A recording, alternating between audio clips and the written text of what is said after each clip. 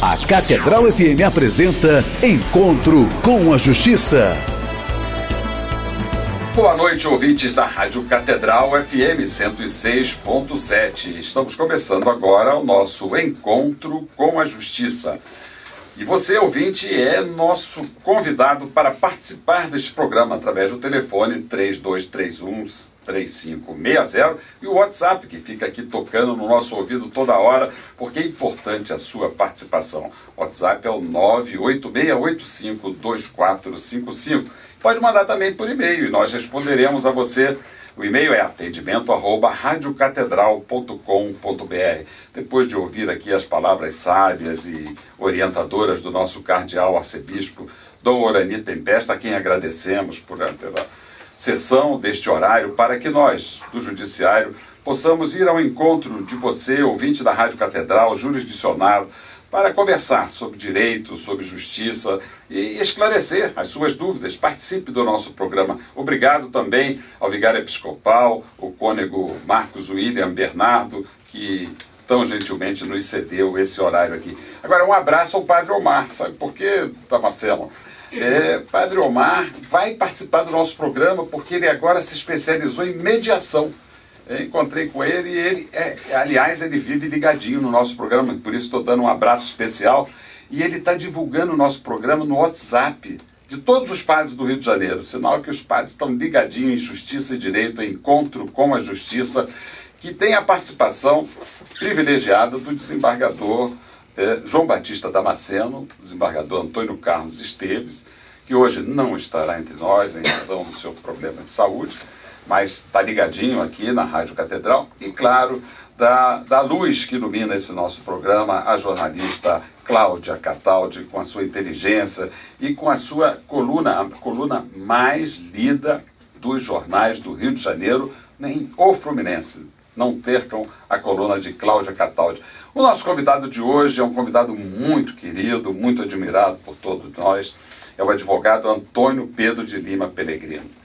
E ele vai falar sobre um tema que nos é muito caro, o advogado. Qual a importância do advogado no judiciário? Qual a importância do advogado numa sociedade tão injusta como a nossa? O advogado que é aquele homem que trabalha com a ferramenta do direito, garantia do direito, aquele que vai representar aqueles que têm os seus direitos ameaçados ou violados.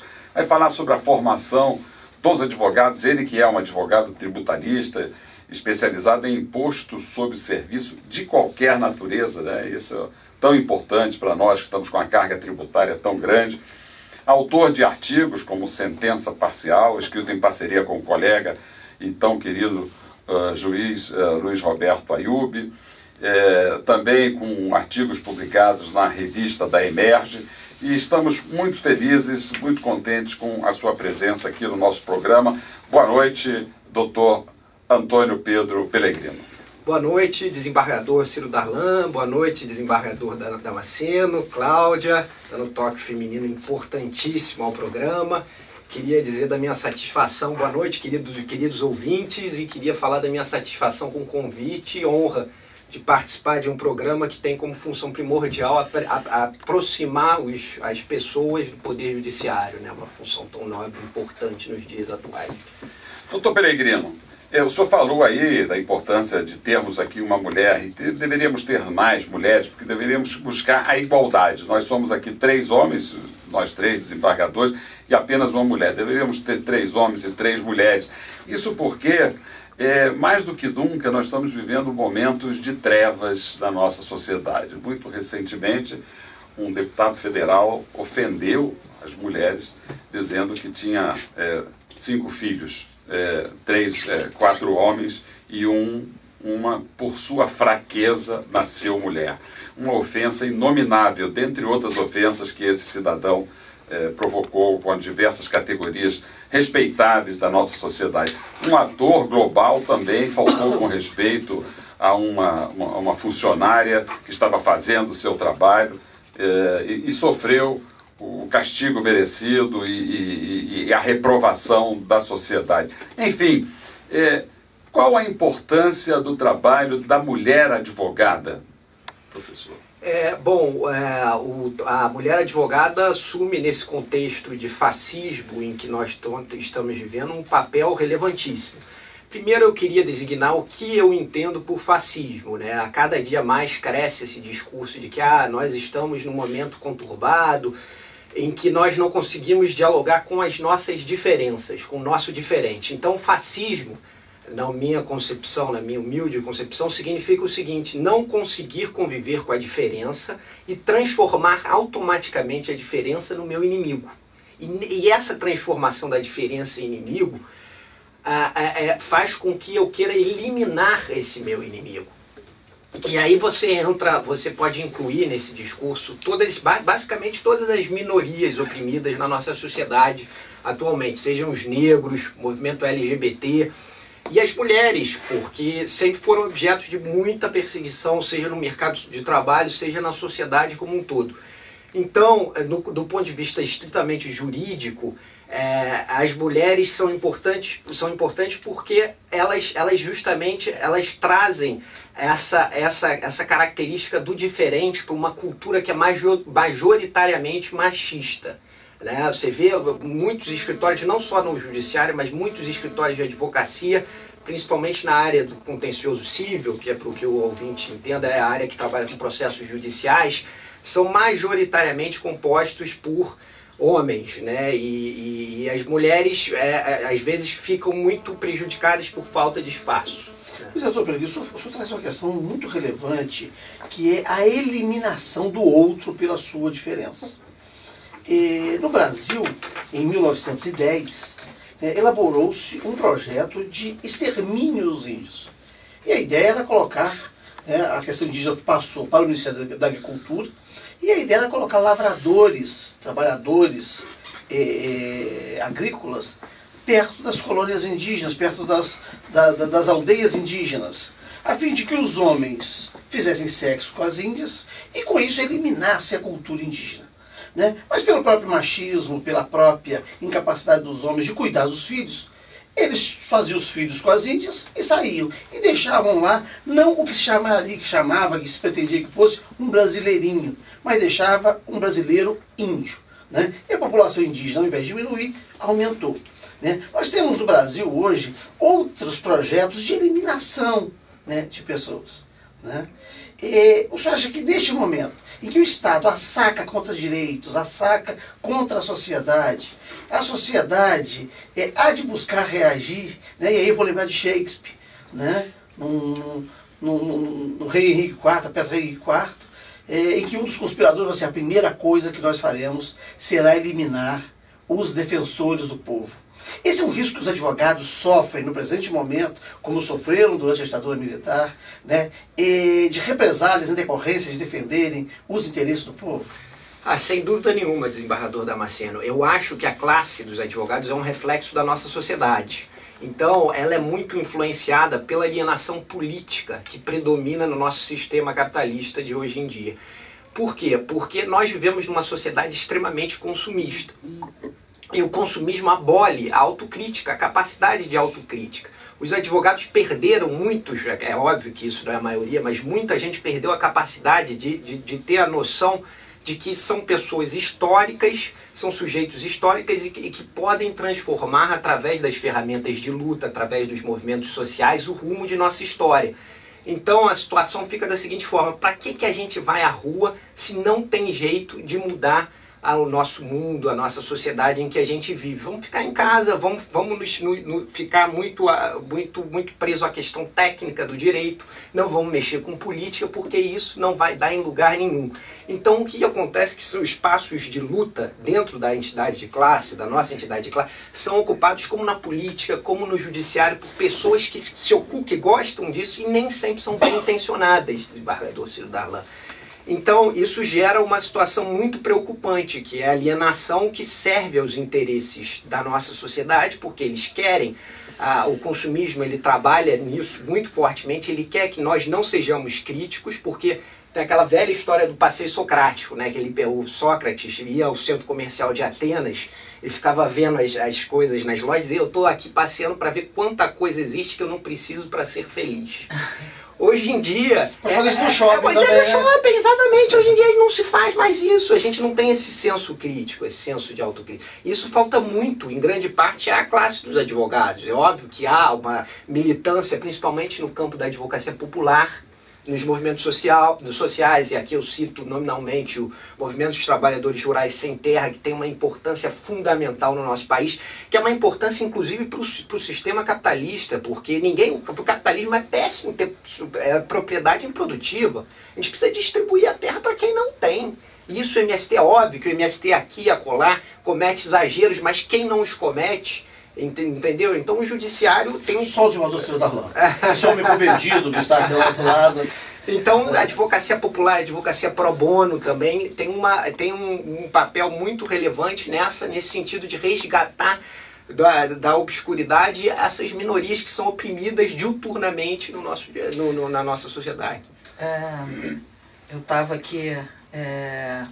te ouvindo, e eu gostaria que a gente falasse sobre improbidade administrativa, porque é um termo que se fala muito nos jornais, e eu acho que a população não sabe exatamente o que é. Então, já que você tem esse jeito fácil de falar, eu queria que você explicasse para quem está em casa exatamente o que é isso, em que medida que as pessoas que saibam que alguém está sendo improbo, o que essa pessoa pode fazer? Esse assunto é muito recorrente, muito importante hoje em dia. Improbidade administrativa, há uma confusão terminológica, muita gente acha que improbidade é mera ilegalidade. Não. Improbidade é ilegalidade acompanhada do dolo, ou seja, da vontade consciente de violar, por exemplo, algum dos princípios da moralidade que regem a administração pública. Por exemplo, é o administrador público que vai fazer uma licitação e dispensa a licitação de propósito para agradar o amigo X ou Y, só para citar um exemplo, numa vasta gama de coisas que eu poderia citar aqui. Então, essa questão, por exemplo, é muito recorrente na administração pública. Eu acho que há um alargamento hoje em dia do conceito de improbidade, porque a improbidade é uma questão muito grave, ela traz sanções muito sérias. A lei, por exemplo, você pode ter os seus direitos políticos suspensos por até 10 anos. Você pode ser condenado a ressarcir o dano que você causou em quantias estratosféricas. E o Ministério Público, muitas vezes, ele utiliza essa questão de forma não muito pensada, não muito bem pensada. E o judiciário, às vezes, acaba acolhendo, porque a improbidade administrativa ela tem duas fases. A ação da improbidade administrativa tem duas. Tem a fase do recebimento da petição inicial e depois a ação de improbidade vai seguir o seu curso normal. O que a gente defende é que essa primeira fase, o judiciário seja muito rigoroso na análise dos pressupostos da improbidade nessa primeira fase da improbidade administrativa, porque você sujeitar um gestor público a uma ação de improbidade que muitas vezes demora anos, é uma pena muito grave, muito grave. É isso que eu queria perguntar ao senhor. Eu fui juiz por 15 anos na mesma vara em Nova Iguaçu, a 7ª Vara Civil. Julguei muitas ações de improbidade administrativa propostas pelo Ministério Público. E pude, ao longo de 15 anos, e portanto vários prefeitos, ver que o Ministério Público tem um comportamento seletivo em relação a alguns prefeitos. Eu não vou aqui fazer nenhuma defesa do senador Lindenberg Farias, mas eu posso dizer que contra ele o Ministério Público propunha mais ações do que contra outros prefeitos. E chegou a propor uma ação contra ele por ter dado execução a um contrato celebrado com o prefeito anterior. E não propôs ação contra o prefeito que celebrou o contrato. Propôs ação contra o prefeito que executou, que deu continuidade à execução daquele contrato. O senhor, no exercício da sua advocacia, o senhor chegou a ver isso? Com essa independência que se deu ao Ministério Público, com a Constituição de 88, é possível dizermos que nós criamos um monstro que por vezes nos afaga, mas que por vezes também pode nos devorar? De certa forma, sim, desembargador Damasceno. O Ministério Público, às vezes, é seletivo. Basta vermos a situação do nosso estado, que no Rio de Janeiro, o governador está sofrendo agora uma ação de improbidade, mas durante muito tempo passou impune. Mas agora o que você está propondo é o Ministério Público Federal, o Ministério Público Federal, ainda tem o estadual, não, ainda tem isso, ainda tem esse detalhe. Não, mas sem dúvida nenhuma, isso é uma questão muito grave. E a seletividade... ela escolhe geralmente, ela se volta geralmente contra os partidos que são de certa forma de esquerda, que estão à margem do status quo, que não dispõem desse discurso hegemônico, né, de quem está hoje em dia no poder. E isso é muito preocupante, sobretudo quando o judiciário, não estou dizendo que é a maioria dos juízes, mas quando o judiciário dá voz a essa atitude do Ministério Público. Professor Pellegrini, ouvindo essa última frase do senhor, eu fiquei instado a lhe fazer um desafio. E o mesmo do seu conterrâneo lá, o senhor Pellegrini, ele era calamandrei, e ele escreveu um livro, né, sobre como os advogados veem os juízes. Modernamente, hoje, como é que o senhor vê o judiciário, como é que o senhor vê os juízes do Rio de Janeiro? Já que eu sou um advogado brilhante aqui no nosso tribunal, era interessante nós sabermos qual é a visão do advogado, em média, sobre os juízes fluminenses. Eu vou começar pelo concurso público, né? Porque vocês chegam à carreira da magistratura através do concurso público, tirando o quinto constitucional, que, na minha opinião, é um instrumento que deve ser drasticamente modificado hoje em dia. Mas eu acho que eu acompanhei alguns colegas que se dedicaram ao concurso público, e o que eu pude perceber é que há um grande percentual, desembargador Ciro Darlan, que escolhe a magistratura não por uma questão de vocação, mas por um instrumento de poder. Porque sonham encher a boca um dia para falar que são juízes e para oprimir os outros, os seus iguais. Não são muitos os que escolhem a magistratura. Óbvio que sempre existe, mas há na nossa sociedade um número crescente de pessoas que optam pela magistratura por uma questão de poder. E aí, qual é a dificuldade disso? A dificuldade é que elas entram na magistratura sem experiência de vida. Elas não tiveram... Chega até a ser diretor de escola de magistratura, né?